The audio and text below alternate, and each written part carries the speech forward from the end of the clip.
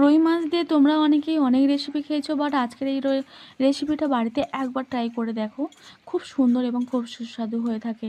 তো আমি প্রথমে আদা রসুন পেঁয়াজটা পরিমাপটা তোমাদের দেখিয়ে দিলাম। এবারে তেলের মধ্যে যেহেতু আমি পেঁয়াজ ভাজতে দিয়েছি, একের পর এক করে তোমরা দিতে পারো। এবারে রসুনটা নাড়তে নাড়তে দেখো এটা অনেকটা ভাজা হয়ে আসার পরেই কিন্তু লঙ্কাটা দিয়ে দেবে। লঙ্কাটা দিলে কিন্তু তরকারির কালারটা খুব সুন্দর হয়ে যায়। তো যাতে তরকারির কালারটা খুব সুন্দর আসে সেই কারণে আর পরিমাণ মতো হলুদ দিয়ে এবার একটু আমি নাড়িয়ে নেব। আলু আর ফুলকপি যেহেতু লবণ দিয়ে ভাপিয়ে নিয়েছি, তাই আমি লবণটা স্বাদ মতো আর দিলাম না, ওইটা কিন্তু আমি স্কিপ করলাম। এবারে তোমরা তো স্বাদ মতো দিয়ে দিতে পারো, আগে থেকে ভাপিয়েও নিতে পারো বা একেবারে বসিয়ে দিতে পারো রান্নাটা আলু ফুলকপি একসঙ্গে। এবারে দেখো যে যতটা পরিমাণে ঝোল খেতে পছন্দ করো সেই পরিমাপে জল দেবে।